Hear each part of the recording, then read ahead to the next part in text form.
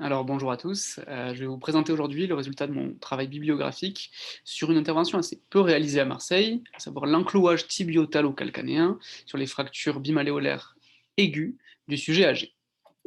Alors, premièrement, en quoi est-ce que ce travail peut potentiellement vous intéresser? Car je vais essayer d'apporter une solution alternative à un problème qu'on rencontre au quotidien, à savoir la prise en charge de ces patients aux caractéristiques un petit peu particulières. Alors, certains d'entre eux auront des troubles cognitifs qui les empêcheront donc d'adhérer intégralement au plan de soins post-opératoire. D'autres auront des troubles cicatriciels, que ce soit dû à des troubles vasculaires ou notamment à des problèmes diabétiques. La majorité d'entre eux aura un os fragile ostéoporotique qui rendra une réduction anatomique assez difficile à obtenir. Et pour finir, je ne vais pas vous faire l'affront de vous rappeler la nécessité de fonction qui accompagne les personnes âgées. Alors toutes ces caractéristiques qui caractérisent la personne âgée ne sont pas sans rappeler celles qui caractérisent une autre population que nous rencontrons à l'hôpital, à savoir la personne polypathologique. Pour rentrer dans la caricature, on peut penser aux patients qui seraient sans abri avec des maladies chroniques, notamment un alcoolisme chronique et des troubles vasculaires ou cicatriciels au niveau des membres inférieurs. Alors une brève revue de la littérature, notamment scandinave, permet de voir que l'incidence de cette fracture est en constante hausse, multipliée par 3 chez les femmes, par 2 chez les hommes sur les 40 années de la fin du XXe siècle. Bien sûr, les patients les plus touchés sont les femmes de 75 à 85 ans et on se rend compte que cela ne va pas aller à s'aggravant étant donné que l'incidence, va potentiellement être multipliée par 2 d'ici à 2030. Alors pour savoir ce que ce clou peut nous apporter, il faut savoir quelles sont les limites de ce que nous faisons actuellement. Je vous ai montré différents montages au RIF voulant dire Open Reduction and Internal Fixation, soit des montages verrouillés, soit des montages non verrouillés, cela dépend des indications et bien sûr des habitudes des équipes chirurgicales. Alors, premier problème qu'on peut rencontrer, c'est le souci de compliance et d'adhérence, d'adhésion au plan de soins. C'est-à-dire que lorsque notre montage ne permet pas un appui immédiat, eh bien les patients qui ne seront pas en mesure de suivre ces consignes et vont, pour cause de démence ou autre, appuyer dès, le début des suites opératoires, vont être plus à risque de développer des complications. On touche donc du doigt une première limite de ce type de montage. Deuxièmement, et c'est le principal problème, il s'agit des troubles de désunion, des troubles de cicatriciels, pardon. Alors, sur cette cohorte de 216 patients rétrospective, on se rend compte qu'il y avait 10% de désunion cutanée, avec des infections superficielles ou profondes. Si on va un petit peu plus loin, on se rend également compte que la population encore plus à risque d'infection et de désunion cutanée concerne les patients diabétiques, comorbides et obèses, ce qui constitue une partie importante des patients qu'on peut drainer au sein du bassin méditerranéen et à Marseille notamment. Alors, si nous nous penchons sur des études un petit peu plus historiques, notamment dans cette étude de Injury parue il y a désormais 35 ans, eh bien, nous étions déjà sur des taux, d'infection assez similaires. Il en va de même pour cette étude parue dans JBJS il y a 40 ans. Nous étions sur des taux entre 10 et 15 d'infections superficielles ou profondes. On se rend donc compte que nous n'avons pas réellement progressé là-dessus. Pour finir, sur la patient, ostéoporotique, eh bien, on se rend compte qu'il y a 20 ans, nous espérions, nous craignions plutôt des complications de l'ordre de 15 en ce qui concerne les non-unions et les calvitieux en cas de traitement par ORIF. Heureusement, sur des études plus récentes, notamment cette grosse cohorte randomisée, contrôlée, prospective donc, de 620 patients, le taux de débricolage en cas d'ORIF n'était que de 3%, ce qui, à mon sens, se rapproche un petit peu plus de ce qu'on rencontre dans la pratique quotidienne actuellement. Et enfin, toujours pour insister sur ces enjeux d'autonomie, parfois notre montage nous permet de donner l'appui aux patients. Cependant, la théorie se confronte à la réalité de la personne âgée qui, par faiblesse musculaire ou par douleur, ne reprendra pas l'appui, en tout cas pour 50% d'entre elles, dans le premier mois opératoire. Alors en résumé, c'est une technique, ce sont des techniques en tout cas, tout à fait, acceptables, avec une fixation stable et fiable, avec toujours ces complications, infectieuses et cutanées de l'ordre de 10 à 15. Ça peut, dans certains cas, permettre l'appui, mais c'est confronté à la réalité de la personne âgée. Plus la personne sera faible, moins elle pourra appuyer, heu, en conséquence. Alors, quelques propositions alternatives, je vais aller très vite sur ce sujet. Premièrement, la proposition du plâtre, elle semble très peu indiquée, avec beaucoup de déplacements secondaires et surtout une impossibilité d'appui dans les 6 premières semaines minimum. Ensuite, nous avons le fixateur externe, à l'inverse. Il permet d'appuyer, mais la réduction n'est évidemment pas anatomique. On a des infections superficielles au niveau des orifices des fiches et elle nécessite bien sûr réintervention. Le clou Steinmann rejoint un petit peu l'idée qu'on a du plâtre avec un appui qui n'est toujours pas autorisé, des déplacements secondaires importants, un taux de reprise qui est également important et un retour plus tard à un niveau d'autonomie qui n'est pas satisfaisant. Alors voici donc les deux solutions que je vais un petit peu développer. Le clou tibiotalo-calcanéen, un clou donc d'arthroryse d'arrière-pied, qui permet un appui immédiat avec des complications, on l'espère, assez faibles. Et il en va de même pour le clou de fibula. Alors, ces clous centromédulaires d'arrière-pied, je vous en ai montré 3. C'était celles que j'ai retrouvées dans les études. J'ai fini par le système orthofix qui va nous être présenté à l'hôpital Nord d'ici quelques jours. Donc, sur les 20 dernières années, j'ai trouvé 7 études qui traitaient du sujet avec une seule contrôlée et randomisée. Alors, il s'agissait de l'étude que je vous présente actuellement, parue dans Injury il y a 3 ans.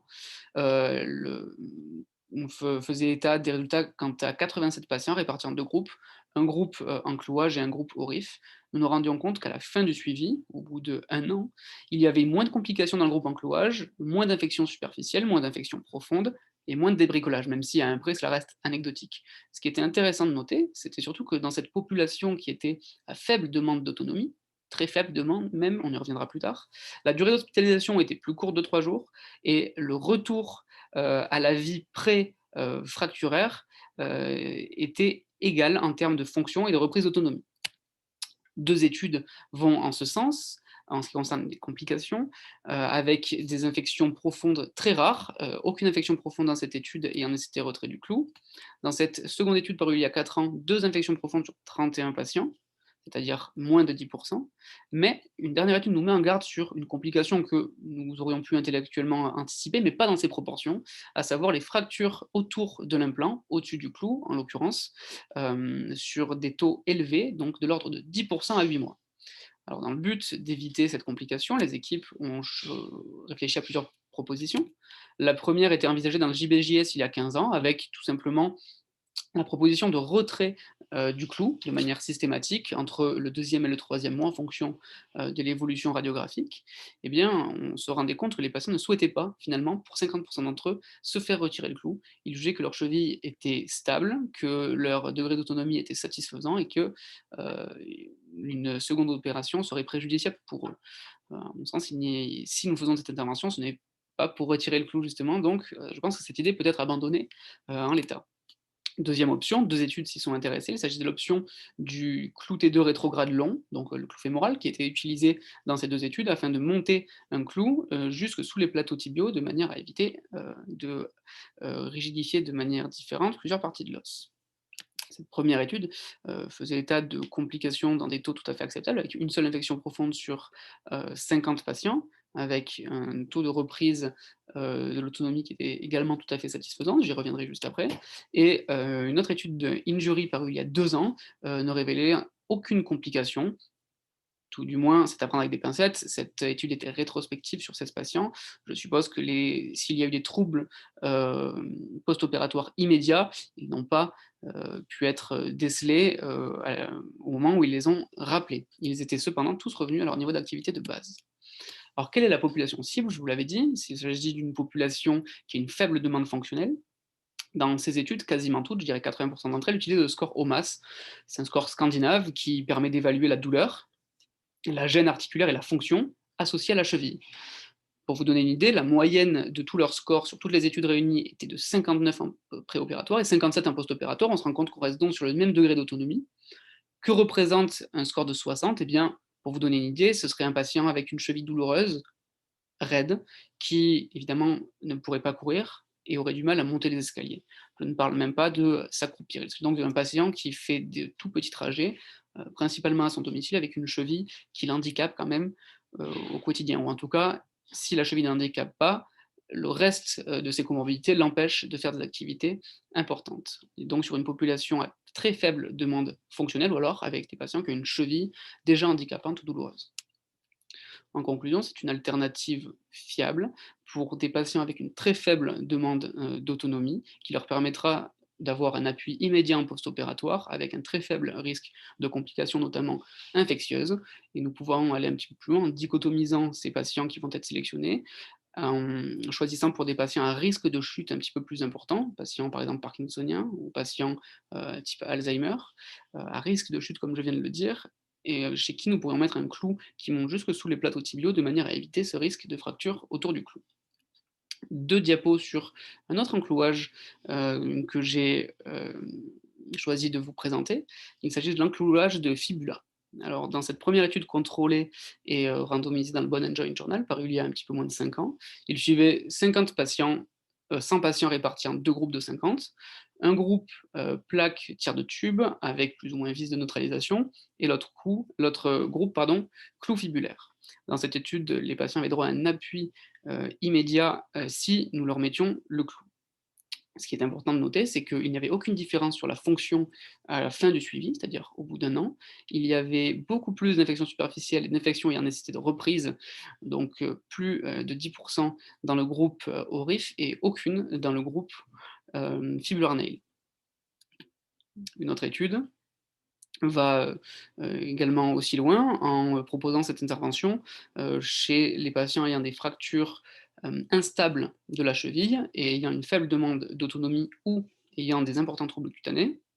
Il est important de noter, et cette photo de la radiographie pardon, ne leur rend pas hommage, lorsqu'il y avait une fracture bi- ou trimalléolaire, seulement 22% d'entre elles ont été ostéosynthésées en médial. Les patients avaient donc, au bout de 2 semaines, droit à un appui différé, malgré l'absence d'ostéosynthèse interne.